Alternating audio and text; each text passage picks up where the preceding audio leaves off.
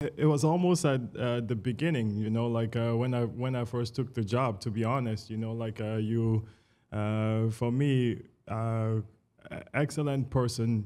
Like I knew he'd be phenomenal to work with just because of Coach Casey puts basketball first. Like we're all in this business, and sometimes it's tough. Like where we all have egos, we all have pride, we all have. I've never seen anybody so down to earth that just is a basketball junkie.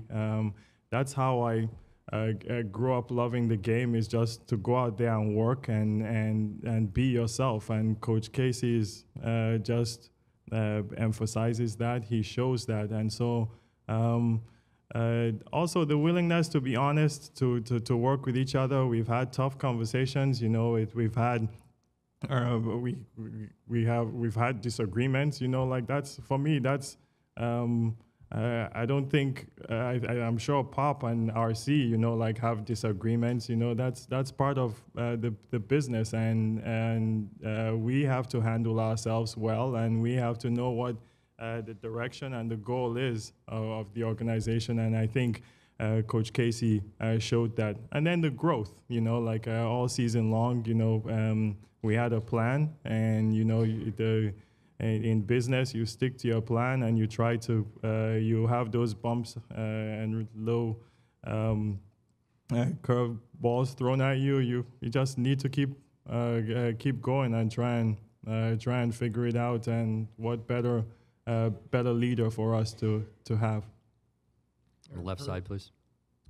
Dana McKeel from Rogers. Fellas, a question for both with regards to consistency being the key to success in any lineup. What will be the first priority for both of you when it comes to adjustments to the lineup for next season?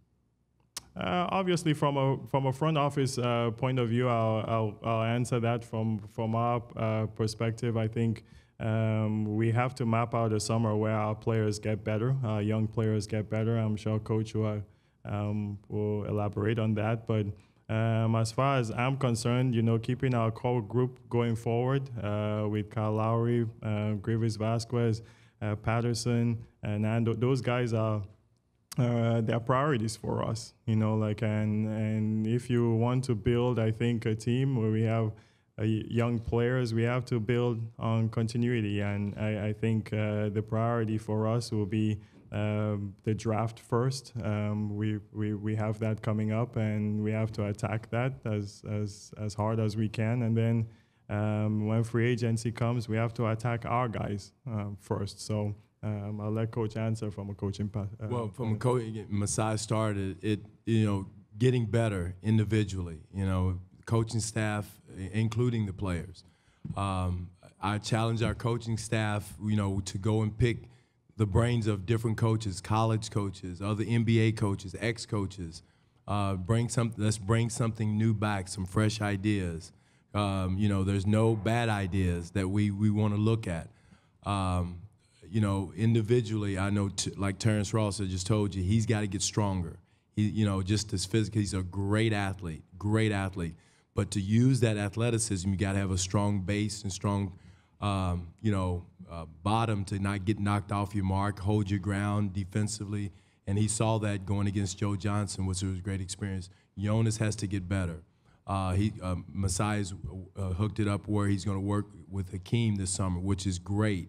It's going to help his smoothness, his rhythm, because that kid, he'll work until the sun goes down. But again, he's got to get that rhythm, that feel, and that's something that Hakeem, coaching against him, was one of the best in the world that I've ever coached against, that, had the footwork, the rhythm, take what the defense gives him, and that's the next step for Jonas, is to be able to do that, because, he's got the ability, he's got the skills, but he's just got to get that feel and rhythm in the low post offensively. So there's so many things individually that our guys can work on that have to get better. DeMar can get better. He's got to get a stronger base that will help his defensive stance, offensive stance. So, just those little things each guy can bring back is going to help them tremendously. And Kyle, he coming back, 100% healthy. letting his body heal a little bit. Amir can come back with something else. Pat Patterson resigned with his low post play. I think that's something where he can get better with his low post game, with his back to the basket. So the upside of our players, and that's what's the beauty about our team. And our upside is there. And Masai talked about Brooklyn. They're built for right today. Tomorrow's not promised for them, and they have a lot of Hall of Famers. But looking out on the floor the other night, you could see how much growth could be had by our guys with a strong summer, hard coaching. Jesse Murmis is going to go out and live in LA because we have so many players to live out there and work with guys on a daily basis. So it's going to be a big summer for us, and we'll be heavily involved in development this summer. Eric on the right side. Eric Curry, National Post. Dwane, congratulations. Masai, how essential is it to retain Kyle, and what are the challenges in doing so? It's very important for us in terms of continuity. Kyle has had a phenomenal year. I think he was.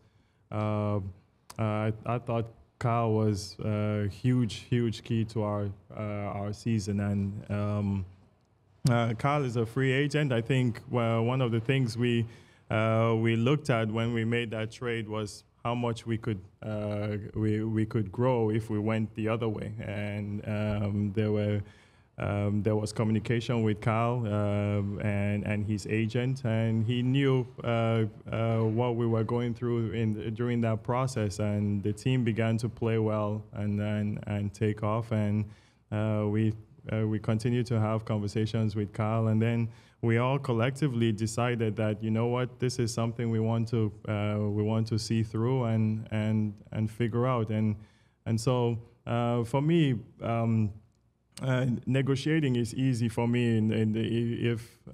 If we want Kyle to be here and Kyle wants to be here, it's when negotiating becomes tough when either party maybe does not want the player to be here, or the player does not want to be here. But I think we'll be fair with Kyle, and we'll figure it out. And I think it's important.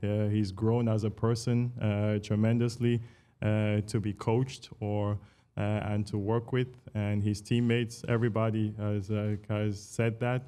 And we're very proud of him, so we'll go through that process, but we're optimistic. Stuff will happen, and to be honest, too, we're building our team where we have to be confident with ourselves. We don't want to sit down and cry under a table because something goes wrong. The organization stands, and that was one of my points. Is we need to stand as an organization, we need to stand as a city, we need to stand as a country, and go out there and compete and be ourselves and compete with the rest of the teams. Coach is right. Brooklyn is built for now. I think they're a phenomenal team, and again, we wish them best of luck. But we're going to go out there and compete when we go out. We respect all these teams, but come October and November, we don't like them again. We don't like all the other teams again, and we'll go out there and compete with them and play because that's what the NBA is all about.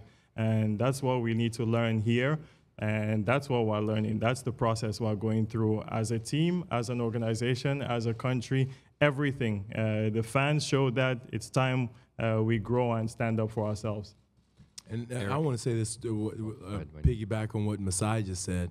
Our fans were unbelievable. And, talking to Kid after the game and talking to the other players, that's something that's a big positive for us. I mean, we take a backseat to nobody with our fans. The best in the league, not even close. And even in the championship year in Dallas, the fans here, no disrespect to Dallas, but are not even, it was louder, more passionate, more consistent.